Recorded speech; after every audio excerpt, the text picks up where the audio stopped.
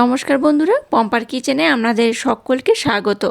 আজ আমি আপনাদের সাথে কোনো রকম চাল বাটা ঝামেলা ছাড়া সুজি দিয়ে অপূর্ব স্বাদের ক্ষীরের পাটিসাপটা পিঠার রেসিপি শেয়ার করব। পাটিসাপটা আমরা নানা রকমভাবে বানিয়ে থাকি, তবে আজকের এই পাটিসাপটা পিঠার রেসিপিটা আমার মতো বাড়িতে একবার ট্রাই করতে পারেন। এটা যাকে বানিয়ে খাওয়াবেন সেই আপনাকে ভীষণ প্রশংসা করবে।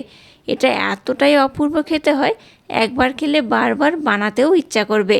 তাহলে চলুন দেরি না করে আজকের এই অপূর্ব স্বাদে পাটিসাপটা পিঠার রেসিপিটা দেখে নেওয়া যাক। আজকে যে পিঠাটা বানাবো তার জন্য প্রথমে দেখুন নিয়ে নিয়েছি এই কাপের মাপ করে প্রায় 1 কাপের মতো সুজি। সুজির পরিমাণটা কম বেশি করে নিতে পারেন, যে যতটা পিঠে বানাবেন তার উপর ডিপেন্ড করে সুজিটা নেবেন। যতটা সুজি নিয়েছি তার অর্ধেক নিয়ে নিয়েছি ময়দা। ময়দার পরিমাণ খুব বেশি দেব না, অল্প করেই দেব। 2 চামচ দিয়ে দেব মিল্ক পাউডার, অল্প একটু লবণ অ্যাড করলাম। আর এই পাটিসাপটা বানাতে এই মিশ্রণে খুব একটা মিষ্টি ব্যবহার করা যাবে না, তাই 1 চামচ আমি ব্লেন্ড করা মিছরি দিয়ে দিলাম। কারণ এই যে পাটিসাপটা বানাবো এখানে আমি ক্ষীরের পুর ব্যবহার করব, তাই এখানে কিন্তু বেশি মিষ্টির প্রয়োজন নেই। এবার যে কাপের মাপ করে সমস্ত উপকরণ নিয়েছি সেই কাপের মাপ করে লিকুইড দুধ নিয়েছি। আর দুধটা দেখুন বেশ গরম রয়েছে, দেখে বুঝতেই পারছেন। এরকম গরম দুধ এখানে আমি ব্যবহার করছি 1 কাপ। আপনাদের হাতের কাছে দুধ না থাকলে জলও ব্যবহার করতে পারেন, তবে দুধ দিয়ে বানালে এই পিঠের স্বাদটা কিন্তু দ্বিগুণ বেড়ে যাবে। এখানে আমি 1 কাপ লিকুইড দুধ দিয়েছি, আর একটু এখানে দুধের প্রয়োজন, দুধ আমি অ্যাড করব। আরো 1 কাপ লিকুইড দুধ এখানে দিয়ে দিলাম। ঘন করে জাল দিয়ে রাখা লিকুইড দুধ এখানে আমি ব্যবহার করছি মোট 2 কাপ। এই 2 কাপ দুধের মধ্যে এই উপকরণগুলো রেখে একটু কিন্তু ভিজিয়ে রেখে দিতে হবে। এটাকে আমি আধা ঘন্টার জন্য রেস্টে রেখে দেব। আধা ঘন্টা রেস্টে রাখলে কি হবে, এই সুজিটা কিন্তু বেশ ভালোভাবে ফুলে যাবে আর দুধটাকে অ্যাবজর্ব করে নেবে আর একদম নরম হয়ে যাবে। তারপর আমি নেক্সট টাইম আপনাদের সাথে শেয়ার করব। আর দেখুন কত সুন্দর হয়েছে। আর এইভাবে যদি গরম দুধ ব্যবহার করেন তাতে করে কি হবে, এই সুজিটা কিন্তু খুব তাড়াতাড়ি নরম হয়ে যাবে। আপনারা চাইলে ঠান্ডা দুধও ব্যবহার করতে পারেন, তবে একটু গরম দুধ ব্যবহার করলে এই পিঠের রেজাল্টটা বেশি ভালো হয়। এটাকে এইভাবে দেখুন খুব সুন্দর করে প্রথমে একটা মোলায়েম করে মেখে নিতে হবে। এটাকে আমি খুব সুন্দর করে মেখে নিয়েছি, দেখে বুঝতেই পারছেন। যাই হোক, এবার এটাকে আমি রেস্টে রেখে দিলাম। আধা ঘন্টা পর আমি আবার ফিরে আসছি। আধা ঘন্টা পর নেক্সট টাইম আমি আপনাদের সাথে শেয়ার করব। দেখুন মিশ্রণটাকে আমি আধা ঘন্টার জন্য রেস্টে রেখে দিয়েছিলাম, তাতে করে দেখুন দুধটাকে খুব ভালোভাবে অ্যাবজর্ব করে নিয়েছে আর অনেকটাই কিন্তু ফুলে গেছে, দেখে বুঝতেই পারছেন। বেশ অনেকটাই কিন্তু ঘন হয়ে গেছে।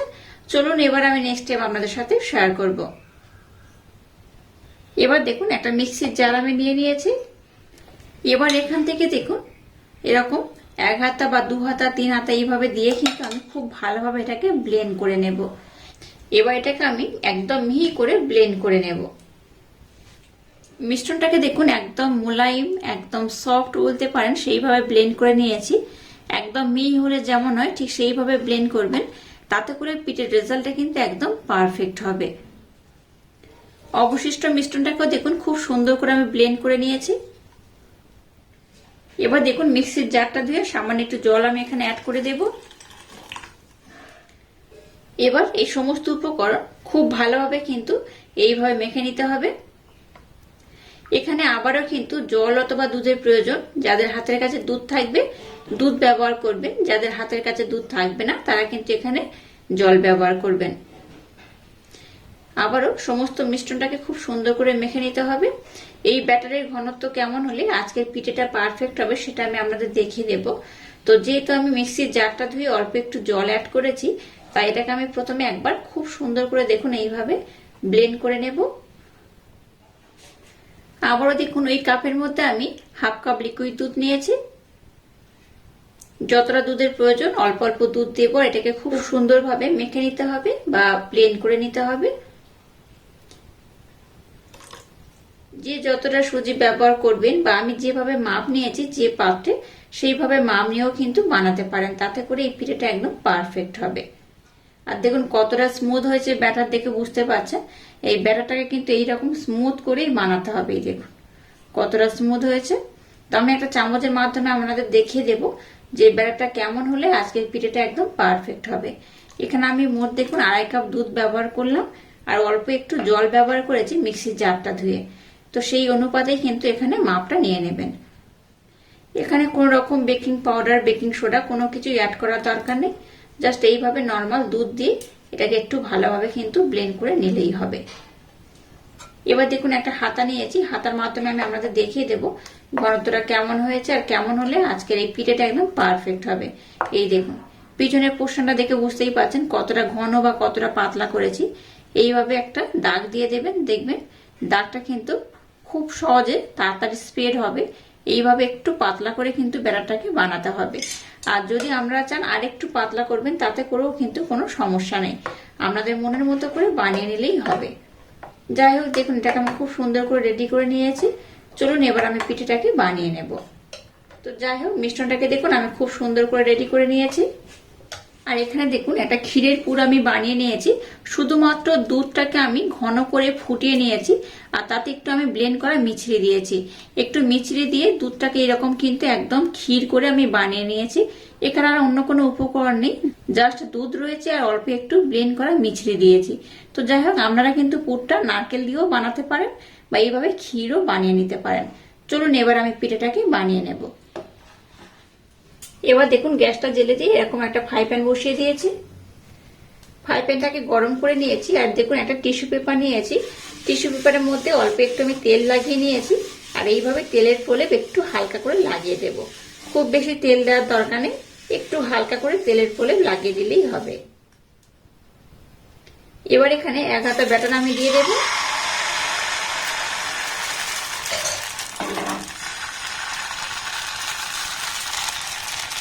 এবার এইভাবে ব্যাটারটাকে আমি একটু খেলিয়ে দেব।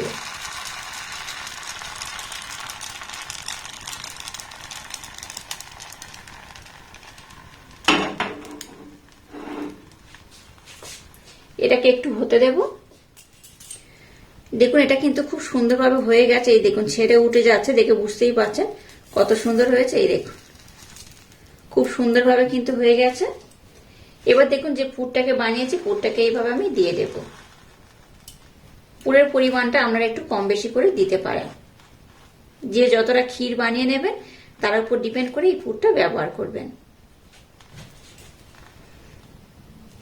এবারটাকে এইভাবে আমি একটু মুড়ে নেব। এইভাবে একটু আস্তে আস্তে কিন্তু মুড়ে নিতে হবে।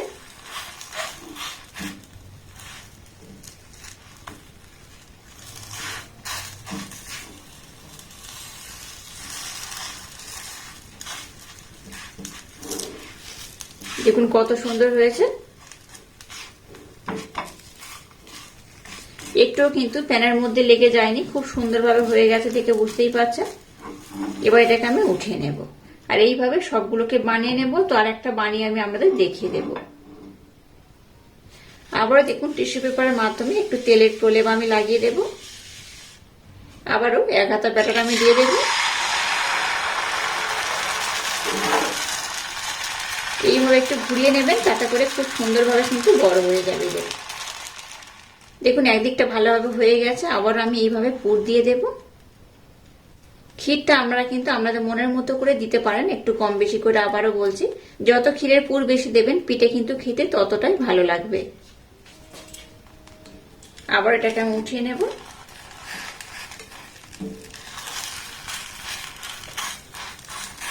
এইভাবে সুজি দিয়ে খুব সহজে পাটিসাপটা পিঠাটা আমার মতো বানিয়ে নেবেন। আশা করছি বাচ্চা থেকে বড় সবাই ভীষণ পছন্দ করবে আর খুব মজা করে খাবে। এটাকে দেখুন খুব সুন্দর করে আবার আমি বানিয়ে নিয়েছি। এটাকে আবারও উঠিয়ে নেব, আর এইভাবে সবগুলোকে বানিয়ে নেব।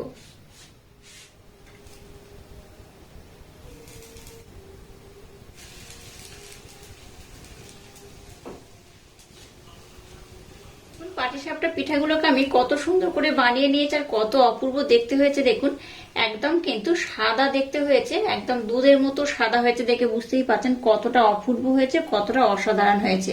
এইভাবে পাটিসাপটা পিঠা একবার না বানালে ভীষণ মিস করবেন, আর একবার খেলে দেখবেন আপনাদের বারবার বানিয়ে খেতে ইচ্ছা করবে।